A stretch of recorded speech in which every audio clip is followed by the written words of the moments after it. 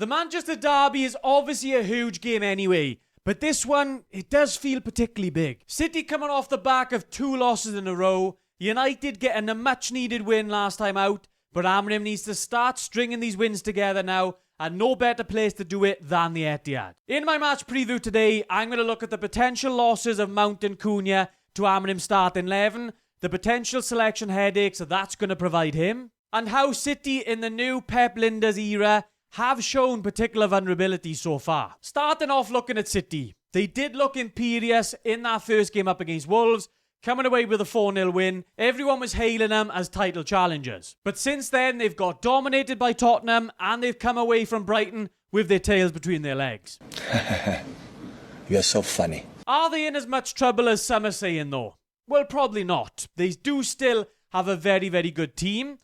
The issues they kind of got at the minute is they lack a lot of the athletic profiles for a lot of the tactics that Pep and the new Linders is trying to carry out. The rest defence issues the City had from last season are still rearing their ugly head, so United being the most direct attacking team could actually play in our favour for this one.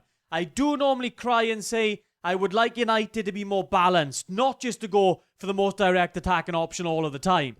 But being the direct attacking team the United have been so far this season could play into our hands with this one. But the big difference is though, can United start to take these chances? We have seen so far that the XG hasn't matched the goals. Yes, United have a ton of shots. I have spoken about these stats though and why we shouldn't get too carried away after a very small sample size of just 3 games.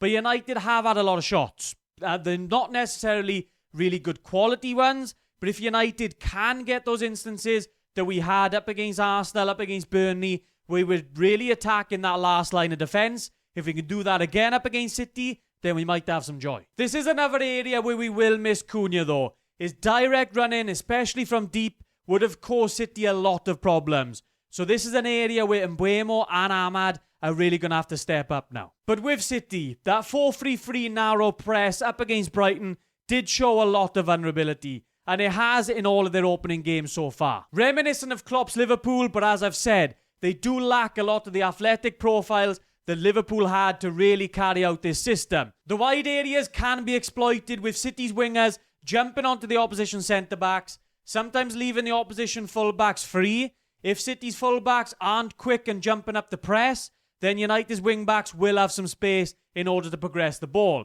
Sometimes City as well, leaving their back line free at the back with settled play in midfield. There are instances where United can really exploit this. And Brighton did it very, very well in their last game. This is what I'm talking about. City in that 4-3-3 narrow press. As the ball comes out wide, you can see when the ball comes out to Brighton's right back, Aït-Nouri is trying to press, trying to jump up. But he's just too late. So Brighton are able to get that ball into midfield with time and space. Baleba is able to play the ball out to the left-hand side. City now have got 3 in the back line, with Brighton also putting 3 on them as well. So they're stretching the pitch. City haven't quite recovered with their midfielders. As the ball goes into Mitoma, again, City 3 in the back line as Aït-Nouri is trying to get back in there. These are the sort of things that City have been exploited in so far in the Prem season. No more so than the winner that Brighton got up against them. City again leaving 3 in the back line. Hurtzler did very, very well in this game.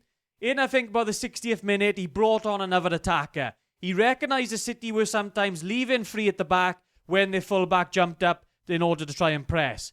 With Brighton winning the second ball in this instance, you've got 4 Brighton players then ready to attack City's 3 at the back. Brighton end up getting the second goal from this. Absolute chaos for City defensively. It should never be happening. Will Pep make some changes? Potentially. But if they continue with this sort of style, then United do have some areas to exploit. As I've said, it wasn't just Brighton. Tottenham did it, but also Wolves did it in that opening game as well. Yes, City did win 4-0, but it was largely a case of their quality winning out. Wolves did have some chances, and they were able to progress the ball up against this City team, particularly in those wide areas. With Wolves' front players really pushing that Man City backline deep, and Man City's wingers doing that sort of hybrid pressing role onto the centre-backs, Wolves' wing-backs did have a lot of space. Could United do the same sort of thing up against City this weekend? I did also like how aggressive Spurs were in pressing this City team as well. It did cause some errors. Spurs got a goal through it. It'd be very interesting to see how United set up in this regard. Are they going to go with the aggressive 4-4-2 pressing shape, more of what we saw up against Burnley, or are we going to resort to the dreaded 5-2-3 mid-block? No! God, please, no! No! And this is where I go on to talk a bit more about United.